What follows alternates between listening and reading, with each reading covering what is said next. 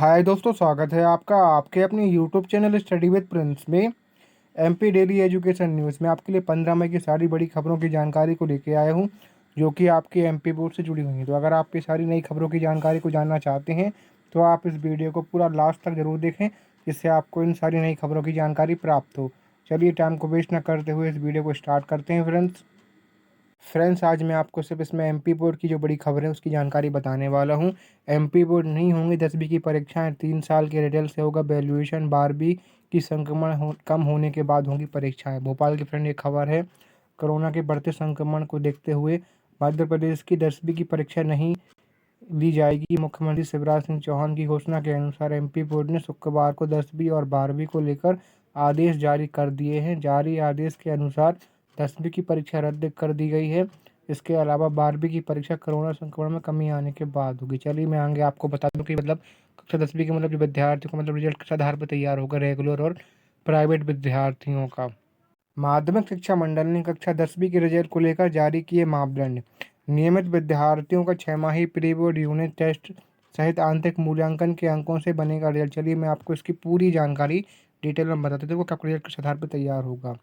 माध्यमिक शिक्षा मंडल ने 10वीं की परीक्षा स्थगित करने के साथ ही इसके रिजल्ट को लेकर तय किए गए मापदंड भी जारी कर दिए हैं। इस बार कक्षा 10वीं के नियमित छात्रों के परीक्षा परिणाम की गणना अर्धवार्षिक परीक्षा, प्री बोर्ड परीक्षा, यूनिट टेस्ट और आंतरिक मूल्यांकन के अंकों का अधिभार नियत कर की जाएगी।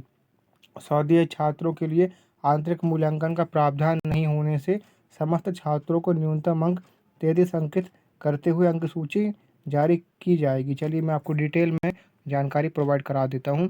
ऐसा होगा मूल्यांकन, जो रेगुलर स्टूडेंट्स हैं, नियमित विद्यार्थी हैं, उनका इस प्रकार से मूल्यांकन किया जाएगा। नियमित विद्यार्थियों के लिए प्रत्येक परीक्षार्थियों की अर्धवार्षिक परीक्षा, प्री बोर्ड, यूनिट टेस्ट एवं आंतरिक मूल्यांकन के अंक स्कूल में उपलब्ध हैं।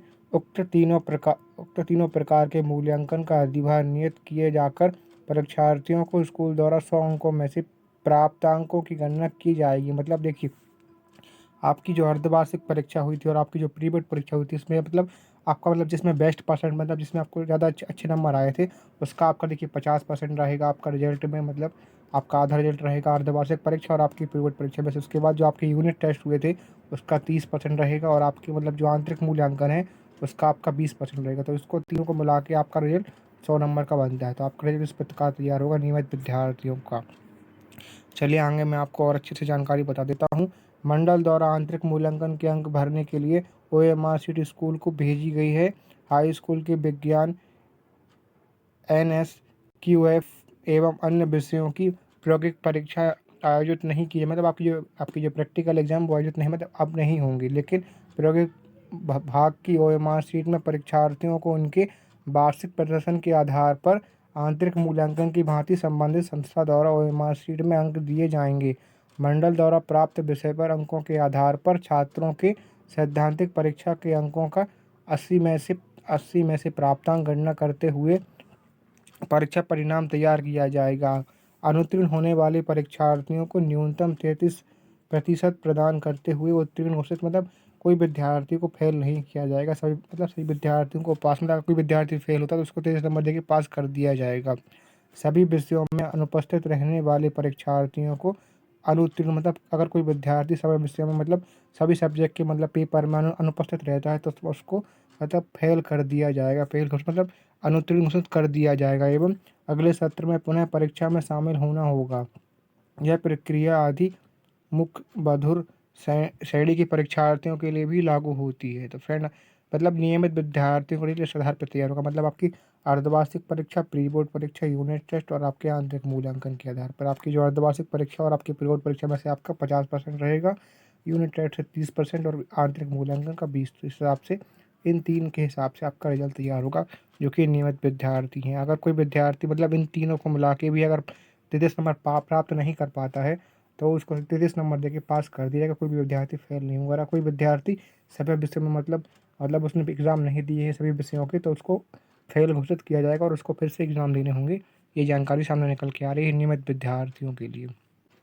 अब जो प्राइवेट विद्यार्थी उनकी जानकारी मैं बता देता हूँ। क्योंकि स्वाध्याय परीक्षार्थियों के लिए आंतरिक मूल्यांकन का प्रावधान नहीं होता है, ऐसी स्थिति में हाई स्कूल परीक्षा 2021 में शामिल होने वाले सभी शोधियों छात्रों की न्यूनतम उत्तीर्ण अंक 33 अंकित करते हुए मंडल द्वारा अंक सूची जारी की जाएगी। मतलब जो प्राइवेट विद्यार्थी हैं उनको 33 नंबर दे के पास कर दिया, क्योंकि देखिए उनकी ना तो अर्धवार्षिक परीक्षा होती है, ना उनकी प्री बोर्ड एग्जाम होते हैं, ना उनका आंतरिक मूल्यांकन होता। तो देखिए उनको 33 नंबर दे के पास कर दिया जाएगा।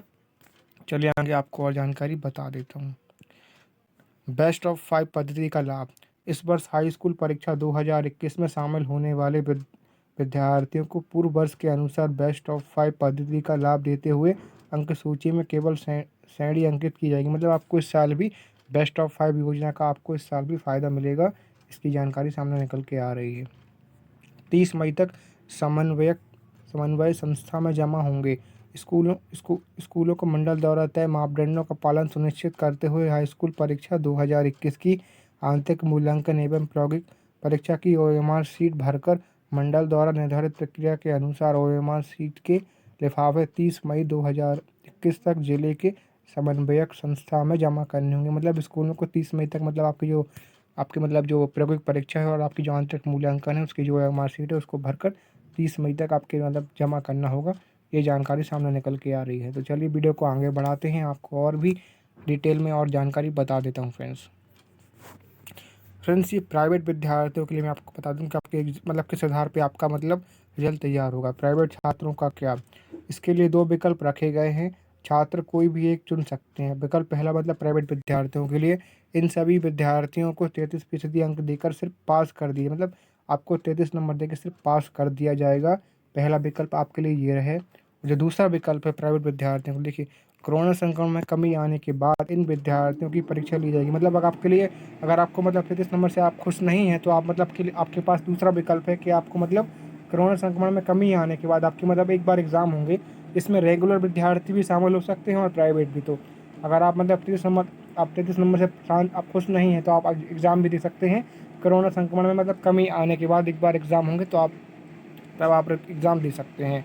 रिजल्ट में आपत्ति है तो संक्रमण में कमी आने के बाद छात्र मंडल द्वारा आयोजित परीक्षा में भाग ले सकते। यहाँ पे दिया हुआ है रिजल्ट में आपत्ति है तो संक्रमण में कमी आने के बाद छात्र मंडल द्वारा आयोजित परीक्षा में भाग ले सकते। देखिए तो ये रेगुलर स्टूडेंट्स के लिए भी है और ये प्राइवेट विद्यार्थियों के लिए। अगर कोई विद्यार्थी रिजल्ट से खुश नहीं है तो बाद में एग्ज़ाम देने का भी उनके लिए ऑप्शन रहेगा, जैसे ही कोरोना की स्थिति सही होगी उसके बाद। चलिए वीडियो को आगे बढ़ाते हैं, आपको और भी जानकारी बता देता हूँ फ्रेंड्स। फेल होने वाले विद्यार्थियों को 33% पर किया जाएगा पास। 10वीं की परीक्षा में विद्यार्थियों को रिजल्ट बनाने के दौरान विद्यार्थी फेल हो जाते हैं तो ऐसे में सभी विद्यार्थियों को 33% अंक देकर पास किया जाएगा। तो कोई विद्यार्थी फेल नहीं होगा जिस विद्यार्थी ने तिमाही और छमाही परीक्षा और यूनिट दी। कोई विद्यार्थी फेल नहीं होगा। लेकिन जिस विद्यार्थी ने कोई भी एग्ज़ाम नहीं दिया, मैंने से तिमाही भी नहीं दिया है, वार्षिक परीक्षा भी नहीं प्री बोर्ड परीक्षा भी नहीं दी है, तो उन विद्यार्थियों को अनउत्तीर्ण घोषणा करके हुए उनको फेल कर दिया जाएगा। तो ये जानकारी सामने निकल के आ रही है। प्राइवेट विद्यार्थियों को पास रहेंगे 2 ऑप्शन, मैंने आपको बता दिए हैं आगे, जो कि आपके लिए दो ऑप्शन हैं। चलिए आगे आपको और जानकारी बताता हूँ। कोरोना संक्रमण में कमी आने के बाद होगी परीक्षाएं। 10वीं के विद्यार्थियों का रिजल्ट बनने के साथ मंडल ने परीक्षा का भी ऑप्शन खोला रखा है। इसके तहत बेंचमार्क के आधार पर विद्यार्थियों का रिजल्ट तैयार किया जाएगा। इस रिजल्ट पर किसी विद्यार्थी को आपत्ति है तो कोरोना संक्रमण में कमी आने के बाद मंडल द्वारा आयोजित परीक्षाओं में शामिल हो सकता है। मंडल द्वारा परीक्षा लेकर विद्यार्थियों का रिजल्ट घोषित किया जाएगा। तो फ्रेंड ये थी आपके एमपी बोर्ड कक्षा 10वीं के रिजल्ट के संबंध में सारी कुछ जानकारी। तो देखिए जो नियमित रेगुलर स्टूडेंट्स, देखिए उनके 3 आधार पर रिजल्ट तैयार होंगे। देखिए आपके जो अर्धवार्षिक परीक्षा आपकी प्री बोर्ड परीक्षा से आपका 50% निकाला जाएगा। उसके बाद आपके यूनिट टेस्ट से आपके 30% और आपके आंतरिक मूल्यांकन के आपके 20 नंबर। तो उस हिसाब से आपका रिजल्ट तैयार होगा। आपके अर्धवार्षिक परीक्षा से आपके 50%, अर्धवार्षिक तिमाही परीक्षा जिसमें भी आपका अच्छा परसेंट था उसके हिसाब से आपके 50, 30 रहेंगे आपके यूनिट टेस्ट और 20 आपके आंतरिक मूल्यांकन के। तो इस आधार पर आपका रिजल्ट तैयार होगा। अगर देखिए रेगुलर स्टूडेंट को अगर जी हमके इस रिजल्ट से उसको आपत्ति है तो बाद में उनके लिए एग्ज़ाम देने का भी एक ऑप्शन रहेगा।